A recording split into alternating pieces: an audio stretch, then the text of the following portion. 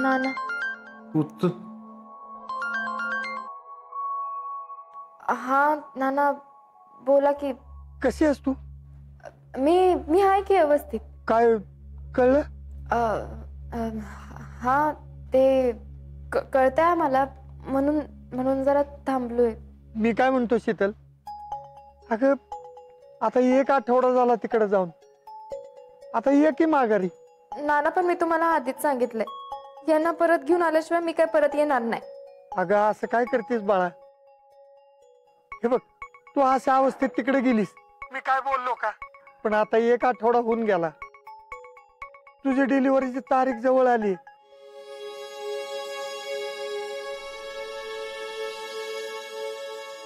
असं नको करूस. हो नाना, पण मग यांचं. अगं आपल्या हातात जे काय आहे ते सगळं करून बघितलं आपण. तू दिल्लीला गेलीस, तिथं अर्ज दिलास, पण आता ऐक माझं पोरी, आता ये निघून. अगं तुझ्यासाठी नाही, पण तुझ्या पोटातल्या बाळासाठी म्हणतोय मी. त्याच्यासाठी तू स्वतःच्या आबाळ का करून घेतीस? हे बघ, प्रवासात जर तुला कळा सुरू झाल्या तर ते केवढ्यात पडायचं बाई. अहो नाना, पण आता थोडक्यासाठी जरा दम धरा की. अगं आम्ही दम धरू, पण तुझ्या पोटातलं बाळ दम धरणार आहे का? त्याला या जगात यायचंय. तू किती बी नाही म्हणालीस तरी ते थांबणार आहे का? अगं आपल्या भावांना नावावर घाल, वास्तव काय आहे ते बघ. ये परत.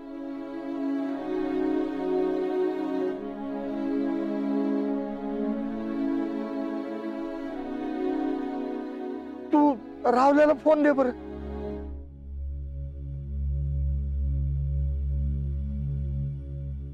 हा ना बोला की. अरे आता बास झाला हट्टीपणा, असं येड्यावानी वागू नका. पुढच्या आठवड्यात तिची डिलिव्हरीची तारीख आहे. आता तिथंच जर काही त्रास सुरू झाला तर तू एकटा काय करणार आहेस बरं? या माघारी. होय ना, मी तिला घेऊन येतो. आणि काय वाटलं तर मला फोन करत राहा सारखा. हा.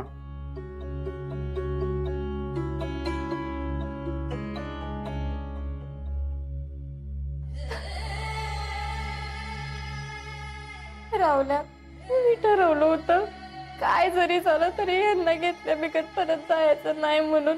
होय अगं शीतल, मला बी असंच वाटत होत, पण बघितलंस का आपण आठवडं झालं थांबलो इथं. कायच अगं कळायला मार्ग नाही. मला वाटतं आपण जायला पाहिजे. कधी कधी तर मला असं वाटतं माझंच कुठलं कमी पडलं. तुला असं नको बोलू, आपण प्रयत्न करत राहूया. पण अगं आता घरी जाणं गरजेचं आहे. तुझ्या आणि आज्याच्या बाळासाठी, त्याच्यासाठी जाणं गरजेचं आहे अगं.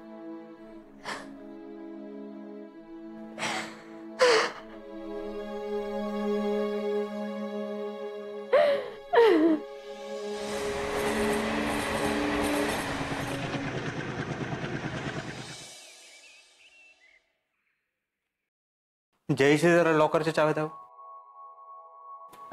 काय हवंय?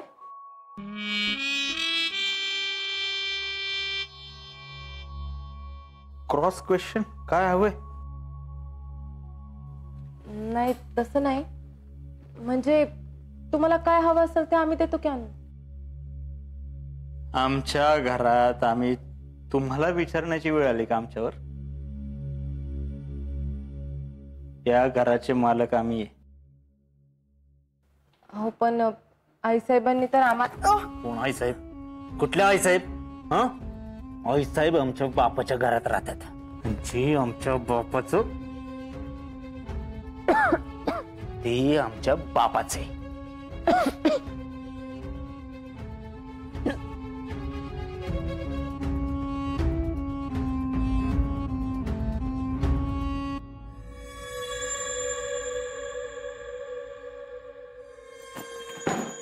बॅग घ्यायची निघायचं. हो, असं का बोलतोय? तुमची लायकीच आहे ती. गप चाव्या द्यायच्या, बॅग घ्यायची, निघायचं. भैया तू मध्ये बोल नको. लई टिवटिव करते नाही. हा, हिच्याशी लग्न केल्यापासून एक दिवस सुखाचा गेला नाही माझा. यांना बोट दिलं तर हात धरायला निघाले. हे तू चल निघ, चल निघ. तुला या बंगल्यामध्ये राहायला दिलं नाही हेच लय झालं. हा नाही ओ नाही काय नाही का बस. आता आजा कायमचा गेला, आता आमचा मार्ग मोकळा. टॅलेंट राव, आता बघा आमची शीतल आमची होणार. भैया असं नका. तुम्हाला शिकवू नको. आता बघच तू, आमच्या शीतलला आम्ही घरात घेऊन येतो का नाही. आणि तू जयश्री भोईटे, त्या शीतलच्या चपलीची पण सर नाही तुला. हा, चल चावी दे आणि रस्ता पकड, चल. हो पण ताई साहेबांनी आमच्याकडे कोण ताई साहेब? कुठल्या ताई साहेब? ताई साहेबांचं या घरामध्ये परत नाव घ्यायचं नाही. ताई साहेबांना तर इथं परत पाऊल ठेवून देणारच नाही, पण तुम्हाला पण नाही. चला. भैया तुम्ही ऐका, तुम्ही ऐका. इकडे इकडे इथं बस. भैया बस. हो भैया माझं ऐका, तुम्ही असं नका करू. हे सगळं जर बाहेर कळालं ना तर प्रकरण लय अवघड होईल. आणि आधीच बाहेरची परिस्थिती नाजूक आहे भैया. भैया जयश्री या घरातून बाहेर गेली तर लोकांच्या मनात तुमची काय इमेज निर्माण होईल? लोक काय विचार करतील? अरे पण मग काय करू आम्ही? आणि तुमच्या अशा वागण्याने शीतल तुम्हाला मिळणार नाही. पण हा, जयश्री स्वतःहून तुम्हाला सोडून गेली ना आणि हे सगळं लोकांना कळलं ना तर त्यांच्या मनात तुमच्याबद्दल सहानुभूती निर्माण होईल. पटतंय का?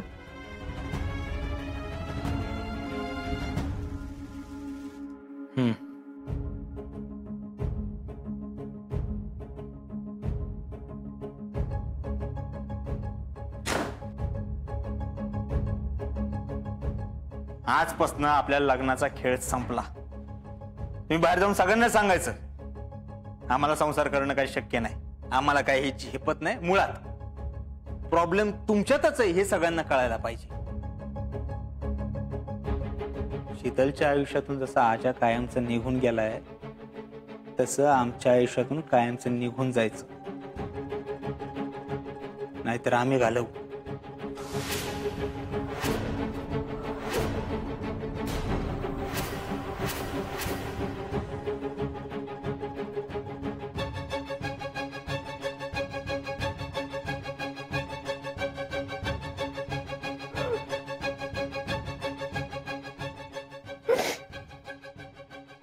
जयश्री, एक गोष्ट कायम लक्षात ठेवा.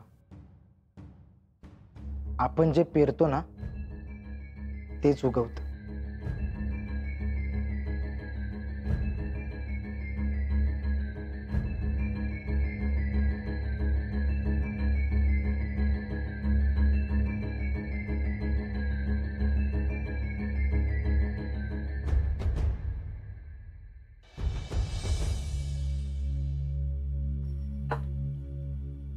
आम्ही सगळ्यांना भेटलो. आर्मीचा अधिकारी म्हणू नका, मंत्री म्हणू नका, पण काहीच उपयोग झाला नाही.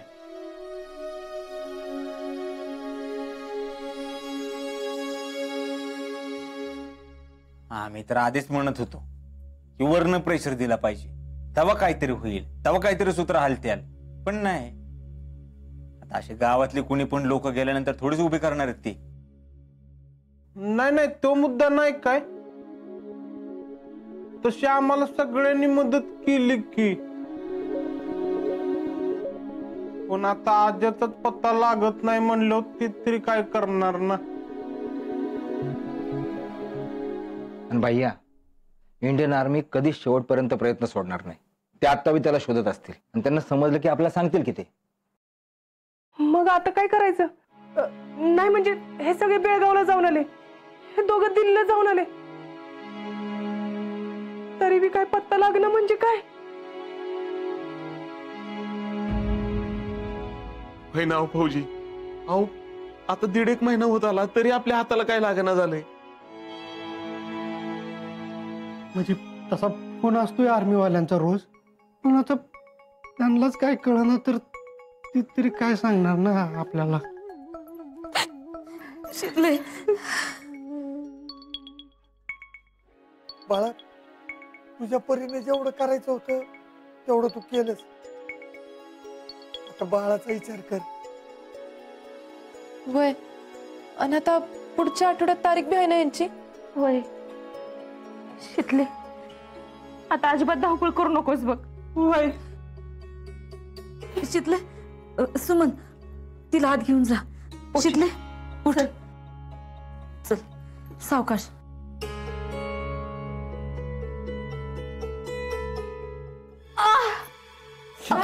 शितले, अगं काय झालं? काय झालं ग? शितले काय होतं? काय होतं?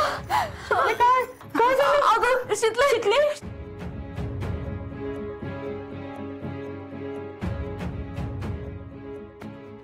शितले, शितले, शितले, आओ शितले काय होतंय? पोटात दुखायला लागलंय. आओ पहिल्या दवाखान्यात न्यायला लागल. कळ येते हिला. हा थांबा थांबा, आम्ही आमची गाडी काढतो, चला. नाही नाही हर्षवर्धन, तुम्ही थांबा. मी सुन्याला फोन करतो लगेच. सांगून ठेवलं होतं त्याला.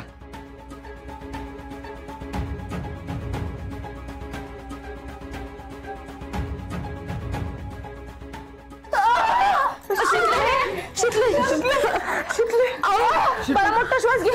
शीतल,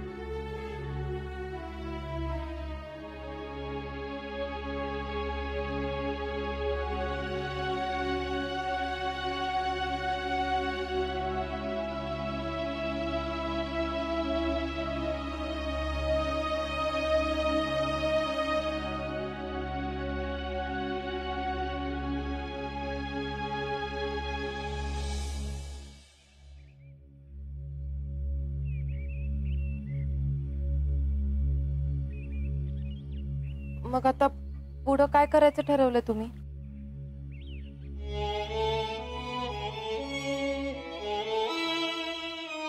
काय करायचं भाई, 5 महिने झालं तरी बी अजिंक्यांचा काय बी पत्त्या नाही. रोज आर्मीवाल्यांना फोन करतो, दिल्लीच्या वाऱ्या झाल्या, पण हाताला काय गावना. आय थिंक मामा अजिंक्य आता नाहीत. हे आपण हर्षवर्धन असा विचार तरी कसा करवल मला. इकडे शीतलकडे गेलो की बाळाकडे तिच्याकडे बघवत बी नाही मला. अहो अजून अख्खा आयुष्य पडलंय मोर आणि हे असलं होऊन बसले. मला तर वाटतंय त्यांना गोळी लागली होती का नाही तवाच जाऊन नव्हतं द्यायला पाहिजे. आणि जीजी बी तसंच म्हणत होत्या की शीतल आला बाई तुम्ही. शीतल अगं फोन तर करायचा नाही सोय घ्यायला आलो असतो की. नाही आहो इथलं इथंच तर यायचं होतं. तरी पण आम्ही आलोच तिला सोडायला. सोडायला नाही, खरं तर राहायलाच येणार होतो. अर्जुन शिवाय करमल का आम्हाला तिकडं. या की राहायला या, तुमचंच घर आहे. हा या या जयडे पुष्पे घास तरी उतरून टाकायची पटकन. हा? आलीच मी.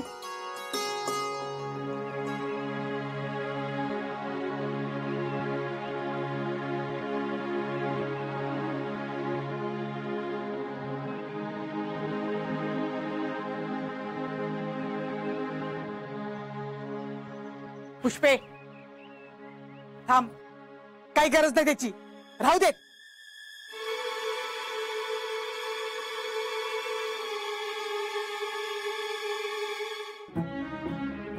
हाओ जीजी असं काय करताय. अशी कशी घ्यायची तिला घरात. तिला कुणी अजिबात घरात घेऊ नका.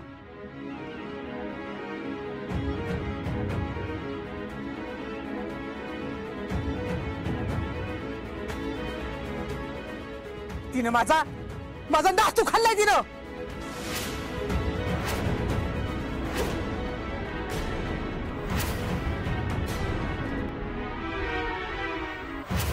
अगं असं का म्हणतीस जीजे. जिजे अगं असं कसं बोलतीस तू. हो जीजी तुम्ही तर सोन्याची फुलं उधळणार होता की, मग ही काय मध्ये जाता. फुलासारखा नातू माझा गेला हिच्यामुळं. आणि तो कुणा उधळू फुलं, कुणा उधळू सांग की मला.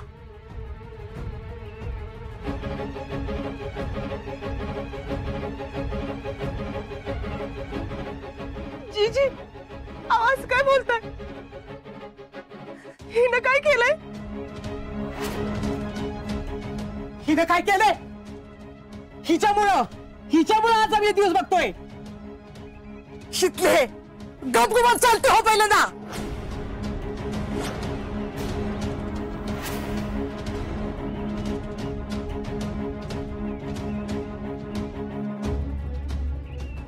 अहो जीजी असं कसं बोलताय बरं. म्हणजे एवढ्या उन्हात तानाचं तान्या बाळाला घेऊन कुठं जाणार आहेत त्या माहेरी. अगं जिजे ही काय डोसक्यात घेतलीस तू. अगं आपली शीतल आहे ती, आणि असं काय बोलतीस. जीजी तुमचा स्वभाव नाही हो, असं का बोलताय. हो माझ्या पोरीला तुम्हीच तर जास्त जीव लावला, तुम्हीच तर सांभाळून घेतलं ना. मग आज असं का बोलताय. तिला नात म्हणून डोसक्यावर घेतली, ती चुकलं माझं.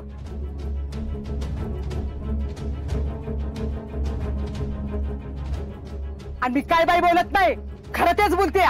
आज हिच्यामुळे आमच्या ही वेळ आल्या.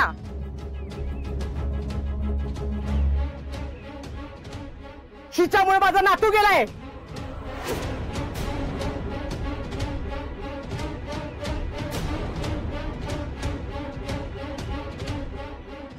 हो जीजी असं काय करताय. काय झालंय तुम्हाला. जीजी असं का बोलताय. पोर आहे तिच्याकडे, आणि जे काय झालं ती पांडुरंगाची इच्छा होती. त्या चुकीचं कुणाला कसं म्हणायचं. येळच चुकली असं म्हणायचं. येळ चुकीची होती तेव्हा मी तेच म्हणत होती, सांगत होते की नाही. हाजाला गोळी लागली तेव्हा मी काय म्हणत होते, बीच कशाला. आपण सगळीजण म्हणत होतो हाजाने परत आदमी जाऊ नये असंच म्हणायचं ठरलं होतं ना. आपलं हे बी ठरलं होतं, तो काय बी बोलल आपण सगळे त्याला विरोध करायचा.